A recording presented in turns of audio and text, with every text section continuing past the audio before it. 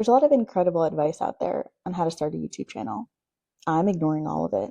The pro tips on choosing your niche, what program to use to create the perfect clickable thumbnail, how to hack the algorithm, what trending audio to use. Instead, I'm going to share my 6-month strategy as a brand new YouTuber and give you a framework that you can follow along if you want. Or you can just watch me as I learn and make all of the mistakes for you. With that, welcome to the YouTube experiment. I want to jump into Notion, my favorite platform, and just show you the cute little dashboard that I created for the YouTube experiment. It's really defining what is in scope for the YouTube experiment and what is out of scope. Having that baseline can be really helpful when you're doing a project in business, for example. And so I wanted to apply that same concept to the YouTube experiment. It's a 6-month challenge to start a YouTube channel without the pressure of the algorithm, without going viral, without trying to monetize my channel. It's a safe, judgment-free space for me to explore and experiment and learn new skills and try something I've never tried before. It's an opportunity for me to explore a new creative outlet, to leverage a new medium, which is YouTube, to share my passions, to connect with others, to make some online besties. My journey might inspire others to leave what I call tutorial island for any of you gamers out there and try something new.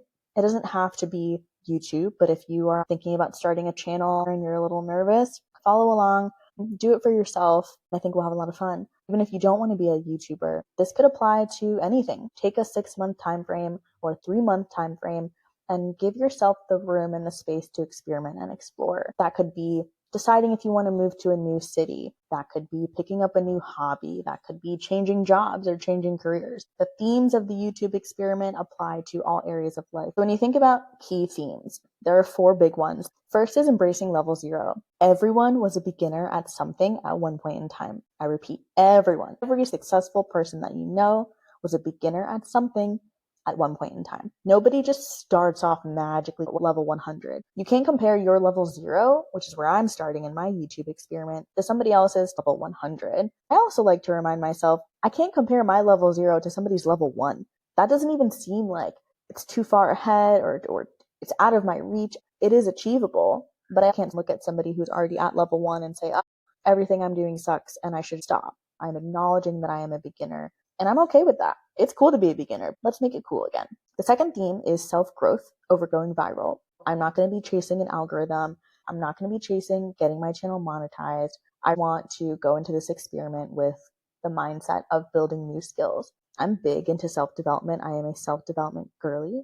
I wanted to use the YouTube experiment as a way to learn something new. When you focus on something that's external, like going viral, that's not something that you can control. That's not something you can hack your way through. It either happens or it doesn't. Essentially, you're turning your focus outward. But when you flip that and focus on self-development, what do you personally want to get out of it? What are the things that you can control? That's when you turn your focus inward. Typically, I find that's when you have the most success. What are your internal motivations and the internal benefit as opposed to chasing the external motivation and getting your value from external things? 3, progress is messy. This experiment is being documented in real time. I have absolutely filmed this exact video like 17 times because Riverside was kind of hard for me to use and I couldn't know how to screen share. I'm embracing that. It is okay. I'm a beginner and here's where we're starting. So it's a little messy. Maybe I'll do a behind the scenes, a blooper reel or something, but I'm expecting to make mistakes. When you go into something like this with that mentality, you're always going to be successful. 4, it's impossible to fail. If I decide to continue with YouTube, I win. If I decide to stop, I win. What I mean by that is either way, I cut it. Either way, you cut the cookie. Either way, the cookie crumbles. I'm getting something out of it. If I decide I want to continue YouTube after 6 months, that's awesome. Hopefully I will have a thriving community of online besties who like cozy hobbies just as much as I do. That's something I can do part-time as I'm balancing my 9 to 5 in corporate. The flip side of that is if I decide I don't want to do YouTube after 3 months or 6 months, that's cool. I know that I gave it my all. I gave myself a judgment-free zone to try something new and I don't like it or I don't want to continue. That's fine. Either way, I got some skills out of it. Think about trying something new and how scary that is and how much courage that takes. Even though other people might think it's silly or might think it's dumb or your family might judge you or your friends might make fun of you. I don't know, just the courage. think about the courage that it takes to try something new. If that's all that I got out of it is pushing past my perfectionism to try something I've never tried before, I win. It's a win for me. I've watched hours and hours of content from some of the biggest creators out there. I want to get into my favorite part, which is reframing popular advice. If you are familiar with therapy, especially talk therapy, something that you learn is called a misbelief. It's an internal thought. Sometimes they're called intrusive thoughts. That's something that pops up in your head, and a lot of the time it's a lie, right? They always say never trust an indoor thought. Typically, your brain is lying to you, or your brain is skewing the truth. Reframing a thought or a misbelief is a good, helpful way to why is it helpful? Reframing your misbeliefs is a helpful way to push past some of those mental barriers. So the first one is thinking like a business from day one. The misbelief could be all the successful creators treat YouTube like a business, not a part-time interest or just a hobby that they do for fun. In order to reframe that, I would challenge my brain. You don't have to do what everyone else is doing. At this moment in time, right now, what works for you? It's okay not to have that 5-year business plan, a strategy for channel growth. It's okay if you don't have 10 plus sponsorships and huge brand deals and a $500 course and a masterclass and a digital product that you're selling. Honestly, you don't even need a website. You don't need to curate an email list. You don't need affiliate marketing partnerships. You don't need a subscriber count or a subscriber goal to start. I'm not saying that these things are not important, but it is important to realize that starting on day one, you've got to decide what works for you. 2, nailing your niche and target audience. The misbelief I would associate with this is a defined niche keeps your content focused and your audience clear. Without it, you won't know who you're making content for or how you add value to them. Actually, that's probably true. And also, life is long. It's okay if you're still figuring this out. Anything worth having takes time, including figuring out your niche or target audience. Who do you want to make content for? Until then, my mentality is that whoever's meant to find your content will find it. And frankly, they'll stick around. If you show up as your most authentic self, I genuinely believe that God will send you the subscribers and the followers and the viewers that are meant to engage with your content at the right time. God is never late. God is always on time. So people that find your content without the niche and the thumbnail and the algorithm tricks will likely stick around. 3, perfect thumbnails and video titles. Let us get into it. The misbelief I wrote here is these are the first things viewers see. A video won't get any clicks if the thumbnail and title aren't perfect. You have to hook them before that next iPhone notification. Leave a comment down below how many videos you have watched that is stressing this is one of the biggest tips, the end all be all, the golden egg. How I would reframe this is, again, whoever's meant to find your content will find it. They will notice your simple thumbnail, still click your video, and everything's going to be okay. You don't have to have a Canva Pro account, even though I love Canva. I use it all the time, not sponsored. You can put text on a PowerPoint slide and take a screenshot and use that as your thumbnail. It doesn't have to be complicated. I had to remind myself that it is a skill that has to be learned. For now, what's important at level 0? A simple title and thumbnail. I call it TNT, and then I always think of that little dynamite. Anyway, start with a simple TNT and experiment with your style over time. 4, frequency or consistency over quality. The misbelief is just upload. How many videos have you watched out there that it says, just start, just upload, just do it? Even if you don't feel ready, the algorithm likes when you post frequently, post daily, post weekly, and you've got to keep that up for 6 months. How I reframed this is don't let speed be the enemy of quality. It's better to post one video that you are super passionate about and proud of and do that monthly or bi-monthly if you want. Do it quarterly, as opposed to rushing to follow this advice, which, by the way, that is such an arbitrary time frame. Who came up with that? Who came up with weekly? I need to know. Don't rush to post at whatever the popular frequency is right now. That is a recipe for burnout. If you've got a 9 to 5 like me, you've got to give yourself time and space to find a rhythm that is sustainable. And daily posts or weekly videos might not be sustainable. So how do you build flexibility into your approach? At the end of the day, if you've put a video out there, you should be proud of what you've created. That is the goal. The goal is not daily content and reels and shorts and Instagram and TikTok. That's not it, bestie. 5, Highly produced content with expensive gear. The misbelief I wrote is everyone loves highly produced content. You can't achieve that without the same trendy gear that the big creators have. Also, have you heard about the DJI Osmo Pocket 3? Honestly, I kind of want it. Reframing this misbelief looks like it's okay to want the expensive gear that everyone else has, but that's not necessary to create great content. Take a phased approach to content creation. Tier 1, we're at level 0. What do you have right now that you can use that's free? We don't need to incur additional costs. The economy is already hard out here. Maybe tier 2 looks more advanced. Buying a digital camera, thrifting a mic, and build your way up from there. After all of that, I really wanted to take a moment and self-reflect. What activities do I already enjoy? I can't wait to use my channel as a forum to share more of my hobbies with all of you. First, I love helping others. I love inspiring others. Life coaching is something I'm really passionate about. I enjoy volunteering and giving back to my communities. I have a lot of hobbies. I dabble in everything, but they all bring me joy. Some of my hobbies include gaming. I've got a Nintendo Switch and a lot of games on my Mac on Steam. I love to read. I've been reading since I was in the womb. I love coloring. It's really therapeutic. It is a wonderful brain off hobby, and it doesn't take a long time. Journaling. I have a gratitude journal that I really, really love. I'm going to move needlework to wish list, and I'll tell you why in one second. Other things I like: Legos, traveling, and sports. Let's talk about wish list hobbies. These are probably the big, I'm going to say 4.5.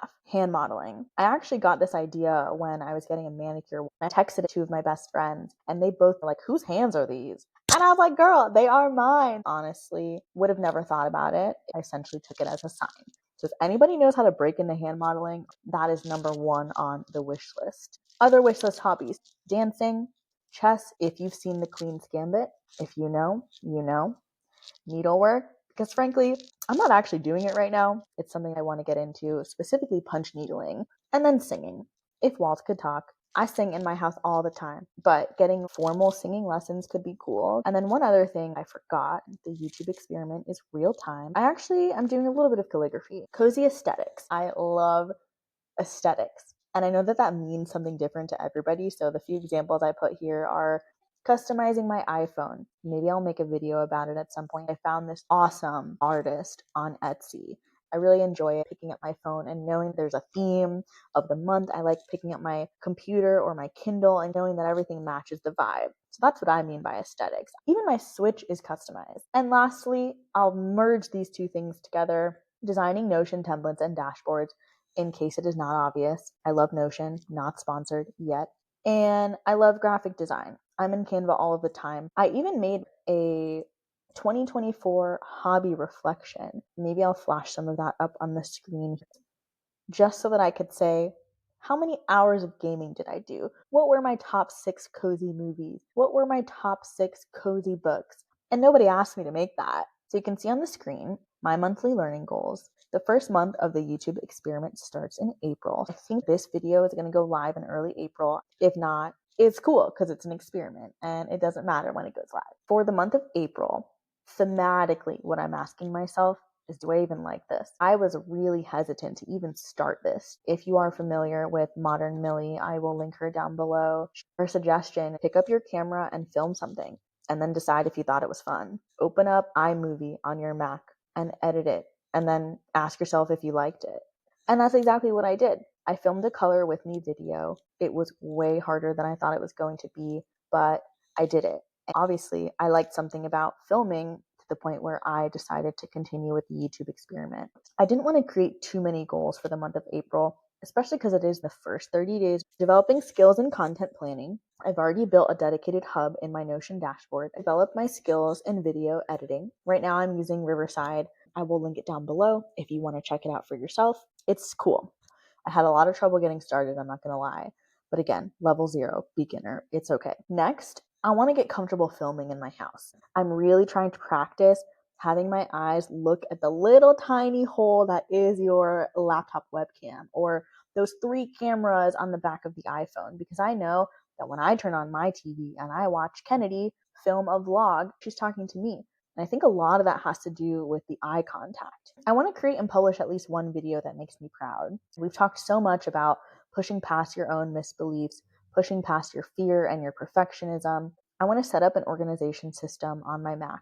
I have a feeling that it takes a lot more videos than I think to actually film a video, if that makes sense. So for example, when I started filming the Color With Me video, I probably had like 12 separate videos in my camera roll just for a Color With Me. So anybody who thinks that YouTube is easy or it's something to sneeze at, please try the YouTube experiment because it has been so eye-opening for me. One video with all the medium shots and the close-up shots just to do my little cute Color With Me took probably an hour during my lunch break. And I think it was like, something crazy, like 15 videos or something that I'm going to have to cobble together to make one video for my audience. So how do I organize all of that?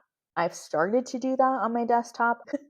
I am very quickly running out of space in iCloud, Dropbox, Google Drive, but for me, it's important to stay organized so that I'm not wasting time digging around for footage when I'm ready to edit. The last learning goal for April is committing to a dedicated reflection and documenting my journey.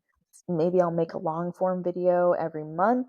That seems like a reasonable checkpoint, but I'm just not sure yet. I just know I want to document my YouTube experiment. Might be inspirational, might be helpful for somebody else out there who is nervous to start YouTube or jump into something new. There's already been some learning curves just making this video alone. So those are the 6 learning goals for April. Moving into May, thematically, the question that I will be asking myself is, have I learned something new? In the second month of the YouTube experiment, I want to be managing what I call the anxiety. I want to master filming in public, even if that's just vlogging or bringing my book to the library and setting up my camera to film. I love my house. I am a homebody.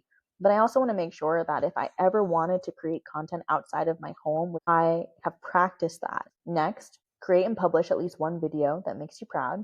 That's probably going to be a goal for every single month. Exploring filming different video types. So this right here is a screen recording, screen share, educational kind of video. So far, I like the style. I also want to make sure that I'm experimenting with other types of videos. I follow Kennedy Cozy K. She is my online bestie, even though she doesn't know it yet. Just like watching her yap about stuff that she likes is so great. Body doubling is something that I love. I love watching those, and there's not enough out there for me. I want a body double for coloring, for reading, for writing. If you know Abby Emmons, she has a lot of really great Write With Me. She does live streams. She's got a Patreon. She's incredible, and her content is so calming. Next, finding a natural speaking rhythm without excessive scripting. When I'm looking at this black hole that is my camera, I want it to sound and feel like I'm talking to my bestie, because I know when I click publish, I am. Or I'm just talking to my mom who logged on and wanted to watch real quick. Hi, mom. Hi, mom. Hi, mom. My 9 to 5 is in corporate. It can be really easy for me to like slide into presenter mode. And sometimes that can be very formal. My tone is different. I want to find a tone, an energy level that works for me. I noticed even as I was filming some of the screen share or even the outro for this video, I am not always animated. I'm not always going to be like Mr. Beast throwing energy and explosions and sound effects at the screen. Sometimes I'm just chilling on my sofa and maybe I'm not all smiles. And that's cool. That's who I am sometimes. Sometimes I am high energy and I talk really fast because I'm really passionate about something. That's cool too. So being able to find my speaking rhythm is something that I want to focus on in the second month of the YouTube experiment. Lastly, refining my content creation schedule and routine. As somebody who is not doing this full time and has bills to pay, I need to make sure that the schedule is balanced enough. Month 3. But Jordan, the YouTube experiment is 6 months. Why do you only have 3 months of learning goals? The whole premise of an experiment is to give myself time to try it out. What happens if after 3 months I decide I don't want to do it anymore? Or I want to start focusing on my channel analytics and I want to start focusing on making money off of my channel. Instead of pressuring myself into 6 months of planned, outlined goals with a hard schedule to follow, I wanted to leave myself some grace and some room to really reflect on how it's going so far. What do I want to change? What do I want to do differently? What kind of content do I want to create in my 4th month and my 5th month. So that's why you will see only 3 months of learning goals in the dashboard. It's just because I wanted to give myself the space.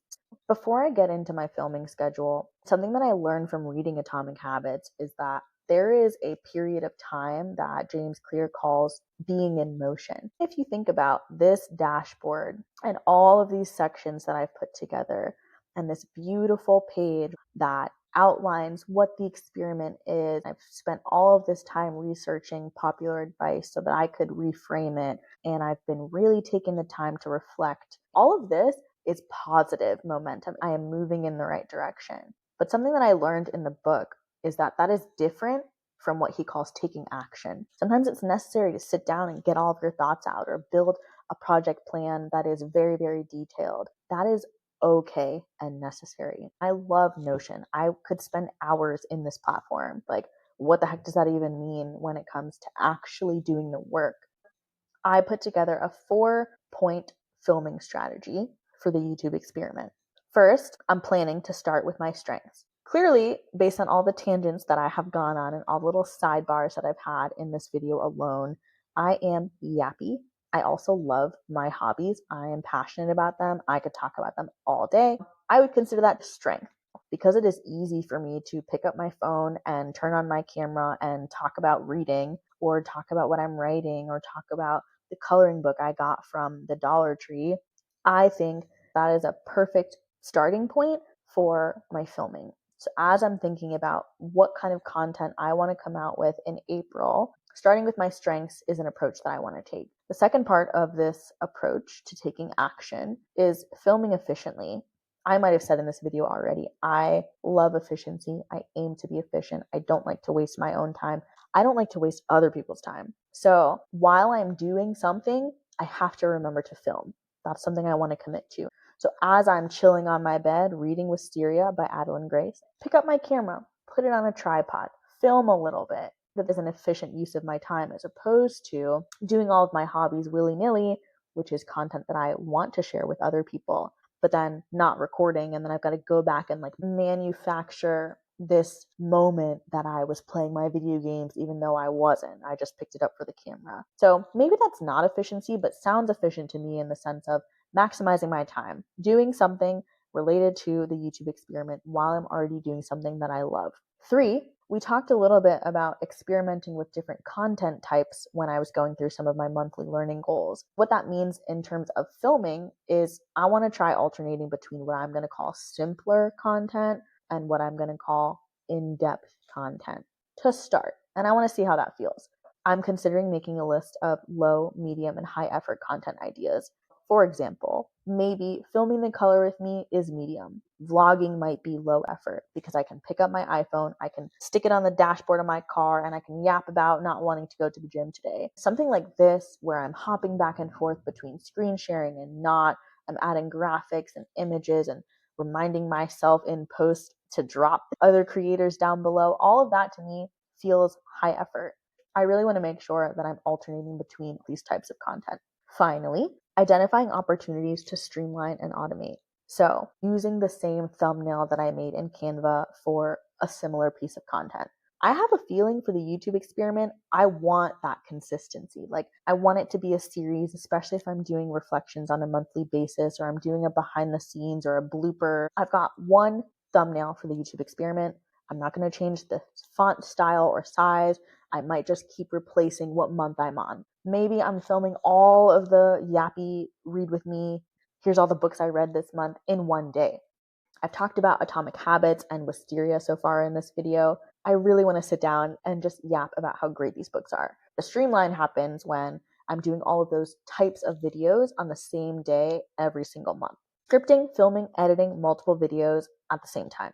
For example, while I am currently filming the YouTube experiment, I am also filming a spring reset clean with me, which I'm really excited about. The strategy is to make the most of my time and my energy. I feel like being on camera requires a lot of energy. I'm not going to be yappy and happy and smiley and energetic always, but there is a level of energy that you have to bring when you film. I have a full-time job. That is a lot of effort. So when I do have time for YouTube, how can I maximize that time? The bonus here, if you've stuck around, is my filming schedule. I was trying to think about, if I'm doing this experiment, how do I weave these things into my normal everyday schedule? So you can see here,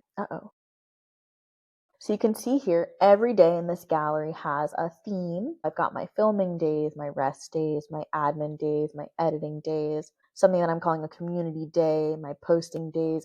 I went into Canva and I made these covers for each of the days of the week that I wanted to include in my filming schedule or in my content creation schedule. And then it's a draft in progress, but on Wednesdays, for YouTube, if I'm fitting this into my daily life, what am I doing? Here's the focus of the day.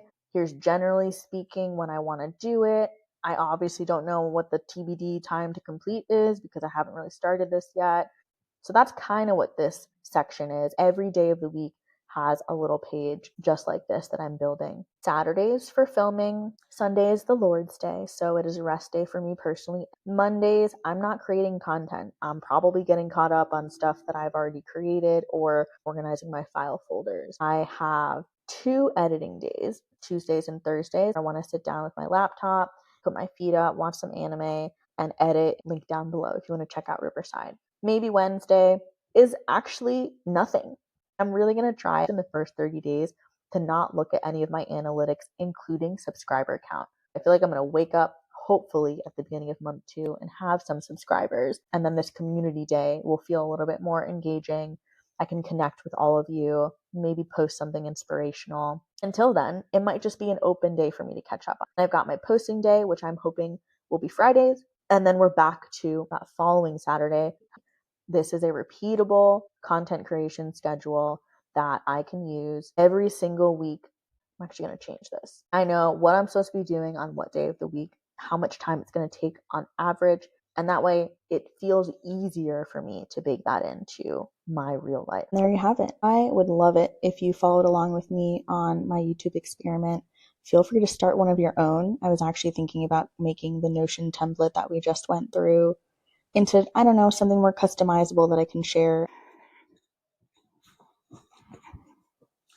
Editing Jordan here. I did create a 6-month workbook for you so that you can follow along the journey. So I'm going to go through that really quickly. This is the YouTube experiment template I created for you all to use.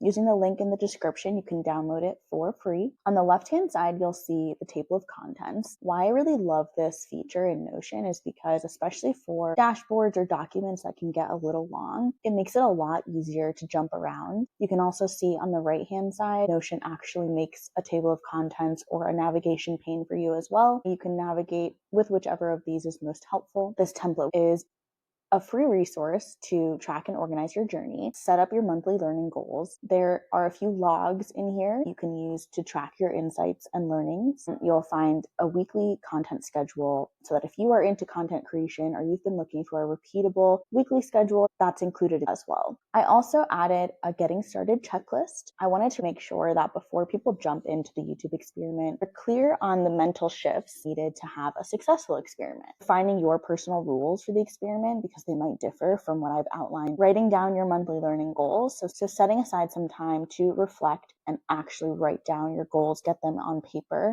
and commit to tracking your learnings using the logs in this template. If you want to set a reminder on your phone or block some time on your calendar, just as long as you are committing to the learning and the self-development aspects of the journey. Those are really the most important parts of the YouTube experiment. Let's jump to the experiment dashboard. In this video, I ran through what's in scope, what's out of scope, what are the intended outcomes, and so this is just a summary of that. The YouTube experiment is a 6-month structured experiment focused on self-development and learning new skills as the foundation for channel growth, instead of focusing on going viral, chasing views, or hacking the algorithm. Here are some goals that I added. This is something you can personalize if these goals don't resonate with you. I also added a link to my free Cozy Living Starter Kit. I will leave a link in the description. This can be a really cozy companion as you go through the YouTube experiments. I hope you'll check it out and download it for free. In this section, we went through all of the most popular advice out there and how to reframe that. So you'll see that here in this toggle section. But I wanted to leave some space for you to add your own, because maybe these mindset shifts aren't the ones that are popping up, or these misbeliefs aren't resonating with you. Add your own in this section to support your personal journey Moving to the monthly learning goals. This is the same format I will personally be using to track my goals in the YouTube experiment. As we discussed, I only added the first 3 months, and you can see the little thought prompt underneath each of those sections. If you're interested at the midpoint of your experiment in continuing, all you've got to do is copy paste these sections and you'll have the second half of the experience, aka months 4, 5, and 6. So you can see here just blank sections for you to outline your goals. You do not need this many goals or priorities for each month, but I wanted to leave you the space in case it was helpful. Jumping to the content creation schedule, I hope it is something you find repeatable and that you can turn into standard work if you are interested in pursuing content creation or if you already do that full time. This is completely customizable, so definitely don't forget to go into each of these boxes and customize them to your personal needs. I ended up fleshing out, if you click each of these boxes, just what the general day would look like. We went over that in this video already. Differences, I just took some time to actually flesh out some of these days and provide you with some key resources that I will be using, and they might be helpful for you as well. So you'll find all of that if you just click into each of these boxes. You'll be able to find all of the details around each day of the week. You can also copy paste the schedule for every week onto the reflection section. Here are the month by month logs. You can see if you click this button, give Notion some time to load, and it's going to pre-populate the log that I have included in this template for you. So if you want to do this monthly, that's great. If you want to do this weekly, that's great too. It will give you a fresh set of reflection questions. Your content will always paste below the button after you click it. You can change this in settings. So if you go here and edit button, you see where it says insert blocks below. You can choose above, top of the page, bottom of the page, whatever works for you. This is the repeatable template for your monthly log with the check-in questions. So that's how the Notion buttons work in case you were unfamiliar. So this might be April. I am fighting with the sunset now. This might be May, and so on and so forth. Moving along, there's also a midpoint reflection section dedicated to your halfway point. These are just guiding questions. Feel free to change them, to elaborate on them, make it your own.